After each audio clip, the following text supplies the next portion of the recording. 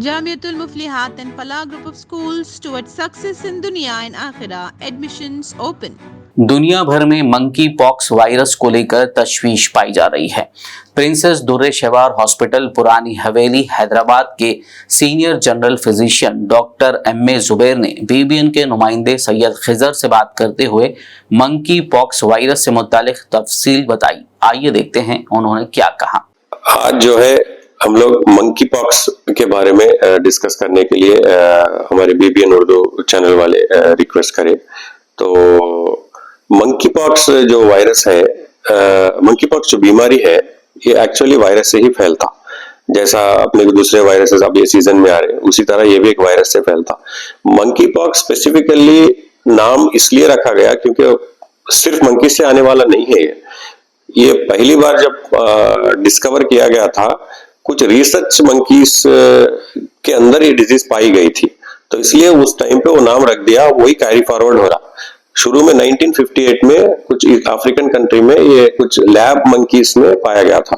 तो उसके बाद क्योंकि वो मंकीज में पाए जाने की वजह से मंकी पॉक्स बोल के नाम रख दिए उसको। बट वो दूसरे एनिमल्स में, रोडेंट्स में, जैसा दूसरे बंदरों, कई किस्म के प्राइमेट्स में, नॉन ह्यूमन प्राइमेट्स में अक्सर पाया जाता। ये अफ्रीकन कंट्री को रिलेटेड बीमारी है। 2 क्लासेस है उसमें, बट इन जनरल अपने पास अभी इंडिया में ऐसा थ्रेट नहीं है कुछ भी। इंटरनेशनल ट्रैवल जो कर रहे हैं वो लोग अगर इंडिया को आ रहे, अगर कोई सिम्टम्स ऐसा दिख रहे, तो गवर्नमेंट ऑलरेडी सर्वेलेंस कर रही।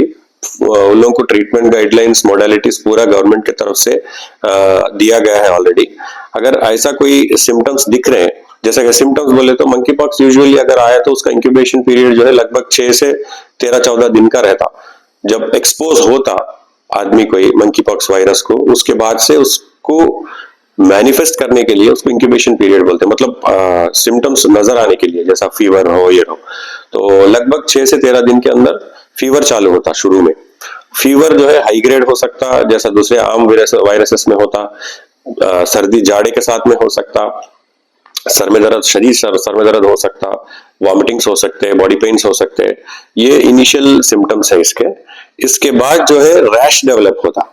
वो रैश भी कई स्टेजेस में, कई किस्म के स्टेजेस से होते हुए अल्सरेटिव रैश के जैसा बनता। शुरुआती दौर पे एक छोटा सा फुंसी के जैसा रैश, लाल ददड़ों के जैसा ऐसा शुरू होने के बाद उसको वेसिकुलर रैश बन के वो फिर क्रस्ट होके उसमें छोटा अल्सर के जैसा बनता और थोड़ा पेनफुल रहता। वो अल्सर जो है स्किन पे कहीं भी आ सकता, खास तौर से चेहरे पे, हाथों पे, पाम्स पे, सोल्स पे।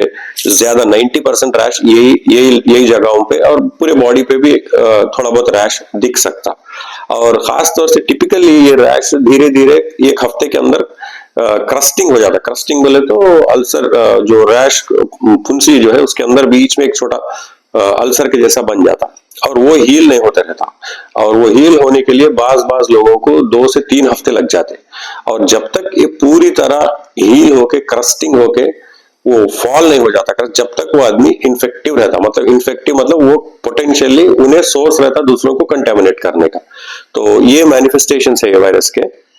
और अगर इसके कॉम्प्लिकेशंस जो है, अगर इसको इलाज बराबर नहीं करे, वो इन्फेक्शन, वो जो ब्लिस्टर्स में उसमें इन्फेक्शन हो गया, तो उसके वजह से आदमी को कॉम्प्लिकेशंस में जा सकता है, जैसा कि बीपी गिर जाना, सेप्सिस होना, सेप्टिक शॉक में जाना, और निमोनिया बनना। ये चीजें हो सकती है इन लोगों में। और बाज लोगों को ब्रेन पे भी इफेक्ट होता है, इंसेफेलाइटिस बोलते हैं वायरस की वजह से। डॉक्टर साहब, इसके लिए दवाखाने में एडमिट होना जरूरी है या घर में भी इलाज कर सकते हैं इसका? अभी फिलहाल क्योंकि ऑन द होल एक अलर्ट गवर्नमेंट की तरफ से फ्लैग किया गया है, जो भी अगर इन्फेक्शन है पोटेंशियली, अब तक तो अभी डायग्नोस केस हैदराबाद में अपने शहर में तो फिलहाल रिकॉर्डेड नहीं है अब तक सो फार टुडे। अगर कोई है तो गवर्नमेंट ऑलरेडी की तरफ से गांधी में आइसोलेशन वार्ड बने हुए हैं।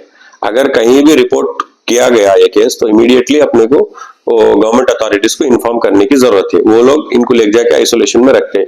और अगर गवर्नमेंट की तरफ से अगर आइसोलेशन में नहीं रखे तो एटलीस्ट घर में भी आइसोलेशन रख सकते। जी अच्छा, ये अगर केसेस में जो ना अगर वो हो गया तो उसके लिए जो ना गवर्नमेंट हॉस्पिटल भी जाना जरूरी है डॉक्टर साहब, या खानगी हॉस्पिटल वालों को भी इजाजत दी गई? नहीं, अभी तो फिलहाल इसको नोटिफाइबल डिजीजेस में है। जैसे ही डिजीज मालूम होता, डायग्नोज मतलब वो लैब में इसको कंफर्म करते हैं इसको, तो इमीडिएटली गवर्नमेंट को नोटिफाइड करना जरूरी है। हम लोग अंदर से ट्रीट करना मुनासिब नहीं है, क्योंकि it is going to be may be epidemic के जैसा स्प्रेड होने के चांसेस है, इसलिए उसको नोटिफाई करना जरूरी है। Government has given clear instructions. जैसे हम लोग को सस्पेशन केसेस दिखे, सैंपल गवर्नमेंट को भी जाना, government will do the testing for free, and उसका इलाज भी गवर्नमेंट फ्री में करने वाली है with isolation to prevent further spread. Doctor साहब, अगर इसके लिए भी जो है अगर क्या चीज की मतलब एहतियात की जरूरत है, अगर पुराना खासा? हाँ, ये भी क्योंकि आम वायरस दूसरे वायरसेस के जैसा ये भी वायरल इन्फेक्शन है, इसको भी कोई एंटीबायोटिक की जरूरत नहीं है जब तक कि उन सिंपल वायरल इन्फेक्शन के जैसा ही हो। अगर उस जैसा आमतौर पर वायरल इन्फेक्शन को ट्रीट करते हैं, जैसा पैरासिटामोल, फीवर रहा तो और अच्छा सा ग़िज़ा देना, अगर बीपी ऊपी कम रहा तो कुछ आईवी फ्लूइड्स वगैरह लगाना, बस यही इलाज है इसका। Symptomatic supportive treatment is only first line management.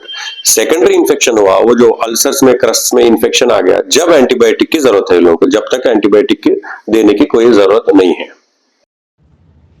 Jamiatul Muflihat and Falah group of schools are now accepting admissions for 2024-25 academic year with branches in Kottapet, Balapur, Sharif Nagar and Kishanbagh.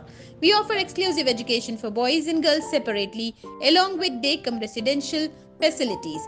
From nursery to grade 10, we provide both English medium and Urdu medium education with Islamic studies, Nazira, Hifz, Diniyat and Alimiyat, Fazilat and Tadrib also. Don't miss out on securing the best education for your child, both in this world and the hereafter. Enroll now to guarantee your child's seat and avoid last-minute rush as the seats are limited.